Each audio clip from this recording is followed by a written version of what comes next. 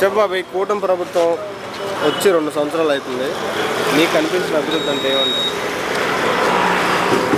99% అనుకున్న విధంగా చేశారు. ఇచ్చిన హామీలను ప్రజలకు నెరవేరుస్తున్నారు. తప్పనిసరిగా ప్రజలందరూ కూడా సంతోషంగా ఉన్నారు. కాకపోతే ఏంటంటే కొన్ని ఇబ్బందులు, ఒకరు మంచి చేయాలంటే 4 చెడు జరుగుద్ది. దాని మూలన మోటార్ ఫీల్డ్ అంతా ఇబ్బంది అయింది. అయినా కానీ వాళ్ళు కూడా యాక్సెప్ట్ చేస్తున్నారు. 15,000 రూపాయలు ఆటో వాళ్ళకి వేస్తున్నారు, కారు డ్రైవర్లకు వేస్తున్నారు 15,000. అలాగే ఎటువంటి డ్రంక్ అండ్ డ్రైవ్ కేసు కూడా రాయకుండా అన్ని విధాలుగా పోలీస్ డిపార్ట్మెంట్ కూడా నడుపుతూ, పోలీస్ డిపార్ట్మెంట్ కూడా ఫ్రెండ్లీ.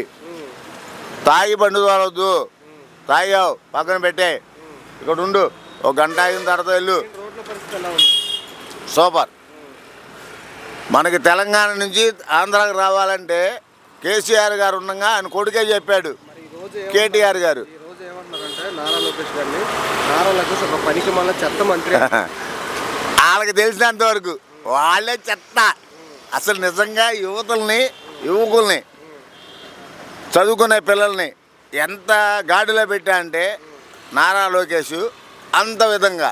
మరి కొడాలి నాని గారు చంద్రబాబు గారికి వార్నింగ్ ఇస్తున్నారు. ఇప్పుడు కొడాలి నాని గారు కానీ, లేకపోతే మా పిల్లోడు ఉన్నాడు ఏది గన్నవరం, వీళ్ళందరూ డప్పు బ్యాచ్. ఆయనకి భయపడి తప్పు చేశారు కాబట్టి భయపడ్డారు ఆయన హయాంలో. ఇప్పుడు తప్పు చేయలే, రండి మా పార్టీలో మీరు ఉండండి, నడవండి, మేము కాదను. చంద్రబాబు గారు ఏమంటున్నారంటే జగన్ పార్టీ ఒక గొడ్డల పార్టీ, దానికి విజన్ ఉండదు, ఏముండదు. అసలు గొడ్డలి పార్టీ అని పెట్టుకుంది వాళ్ళే పెట్టుకున్నారు గొడ్డలి పార్టీ అని. అదే అన్నారు కొడాలి నాని గారు. ఏమన్నారంటే అవును మాది గొడ్డల పార్టీ, పోలీసుల్ని మీరు ఇక్కడి నుంచి వెళ్ళిపోతే ఇవాళ కాకపోతే రేపైనా మేము వస్తే గుడ్డలు కూడా తీసి కొడతా అంటున్నారు. వస్తారా? అలా యాక్సెప్ట్ చేస్తారా? అది గవర్నమెంట్ ఎంప్లాయీస్ అండి వాళ్ళు.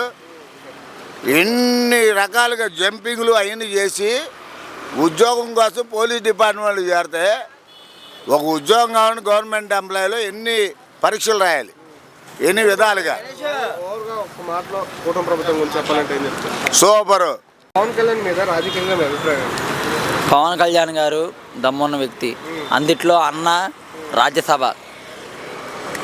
డిప్యూటీ సీఎం అయిన తర్వాత మీకు కనిపించింది మార్పు ఏంటి? పిఠాపురంలో దాదాపుగా సూపర్గా ఉంది. నేను అన్నవరం నియోజకవర్గం తిరుగుతా, పిఠాపురం తిరుగుతా, సామర్లకోట వెళ్తాను, నేను అన్ని ఊర్లు తిరుగుతూనే ఉంటాను. ఏంటి మరి ఆయన తెలంగాణలో కూడా పోటీ చేస్తా అంటున్నారు, పోటీ చేస్తే గెలిచే అవకాశం ఉందా? ఖచ్చితంగా 90% కానీ అది కూడా ఎలా అంటే ఏదన్నా ఒక ప్రత్యర్థి పార్టీని పట్టుకున్నా అంటే ఈయన వల్లే వాళ్ళకు ఉపయోగం.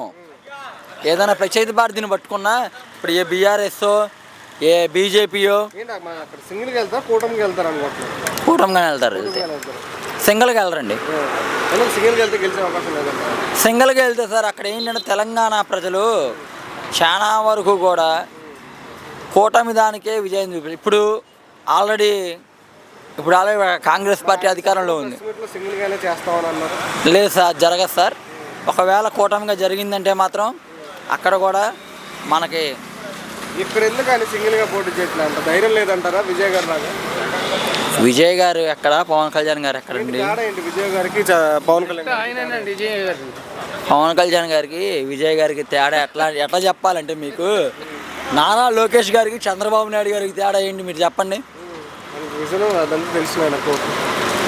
విజను చంద్రబాబు నాయుడు గారు ఉన్నంత వరకు చంద్రబాబు నాయుడు గారు సీఎం ఆంధ్రప్రదేశ్ రాష్ట్రానికి. చంద్రబాబు నాయుడు గారు తర్వాత లోకేష్ గారికైనా రావచ్చు. అది ఒకవేళ రాలేదా ఇన్ కేసు పవన్ కళ్యాణ్ గారికి వెళ్ళిపోద్ది. ఎందుకు అంటే పవన్ కళ్యాణ్ గారు మాత్రం ఆంధ్రప్రదేశ్ రాష్ట్రంలో చాలా వరకు రోడ్లు కానీ ఏదైనా సరే క్లీనింగ్ చేయడం కానీ అది కానీ బాగానే ఉంది. కాకపోతే మాకొక చిన్న ఇన్ కేసు ఉంది, అది గవర్నమెంట్ దృష్టికి వెళ్ళింది. ఆల్రెడీ గవర్నమెంట్ ఎస్పీ గారు కానీ డీజీపీ గారు కానీ సిపి కానీ అందరు చూస్తూనే ఉన్నారు. కొంచెం ఒక చిన్న ఇన్ కేసు ఏంటంటే సార్, ప్రతి ఒక్కరు 10 రకాలు అంటారు. ఎవరి గొద్దలు చెయ్యట్టిన ఆ కొంపే. ఒక్క విషయం ఏంటంటే పవన్ కళ్యాణ్ వ్యక్తిగతం మంచోడే. అదైనా ఏంటంటే మోడీ రోజా అంటుంది, రోజా దురద ఎక్కువ నాలాగా ఏంటి. అయితే ఒక విషయం ఏంటంటే లోకేష్ గారిని కూడా అంటుంది. ఏమంటుందంటే లోకేష్కి చంద్రబాబు నాయుడుకి జగన్ అనకపోయినా ఆవిడ అంటుంది ప్రతి టీవీ. లోకేష్ గారిని బోరా ఆయన ఒక పనికి మళ్ళీ చెత్త మంత్రి అంటుంది. అదే ఇప్పుడు అంత ఎగిరింది ఆయన కేటి ఇచ్చాడా జగన్ రెడ్డి? ఏటి ఇవ్వలే. లేదు అయితే కష్టపడ్డది తప్పు మాట. కష్టపడి ఏదైనా ఆయనకు ఒక పదవి ఇవ్వలేదు కదా, ఆవిడకి ఇవ్వలేదు. ఒకటి ఏంటంటే చంద్రబాబు నాయుడు వ్యక్తిగతంగా పక్క తెలివైనడు. ఆయన రాజకీయంలో ఎవరు చేయలేరు. మరి కొడాలి గారు చంద్రబాబు గారికి వార్నింగ్ ఇస్తున్నారు. వడాలని నాకు తెలీదు, ఆ మనోడు తెలియదు. కానీ అయితే మాది శ్రీకాకుళం జిల్లా నిమ్మడ. మా రామ్మోహన్ నాయుడు మా అచ్చెన్నాడే మాకు పేనం. అక్కడ ఎవరు మించిన వాళ్ళు ఉండరు. ఏంటి మరి చంద్రబాబు గారు ఒక మాట అన్నారు, జగన్ గారి పార్టీ గొడ్డలు పార్టీ, దానికి విజన్ ఉండదు ఏముండదు అన్నారు. నీకు ఆవేశం అయితే నేను చెప్తాను. ఇంకో మాట నువ్వు చూసావు కావాలి. ఏ వయసు అయిపోయింది కదా, లోకేష్ గెలడానికి అవకాశం లేదు. అయితే జగన్ కాకపోతే జనసేన, ఈ రెండే. ఓకే బాబాయ్, ఒక్కరికి చెప్పండి, పవన్ కళ్యాణ్ పైన రాజకీయంగా మీ అభిప్రాయం ఏంటి? ఆయన అంటే ఆయనకు రాజకీయం అంత అనుభవం లేదు. అనుభవం లేకున్నా ఆయన తెలుసుకోవాలని నిలబడ్డాడు. తర్వాత మీకు కనిపించిన మార్పు ఏం లేదు, ఆయన చేసింది ఏం లేదు. ఎక్కడో రోడ్డు పోసిండట కదా, అది రోడ్డు మొత్తం పలిగిపోయింది. 2 నెలలకి పేపర్లో కూడా వచ్చింది మొత్తం. ఇక పల్లెటూరు మొక్క రోడ్డు పోసిండు. ఏంటి నెక్స్ట్ తెలంగాణ కూడా పోటీ చేస్తా అంటున్నారు, చేస్తే ప్రభావం చూపిస్తుంది అంటారు. తెలంగాణలో ఏం నడవండి ఏదో మాటల వరకు కానీ నేను నడవదు. తెలంగాణలో అంత పెద్ద వీళ్ళకంటే అక్కడ ముదిరే ఉన్నారు అందరూ.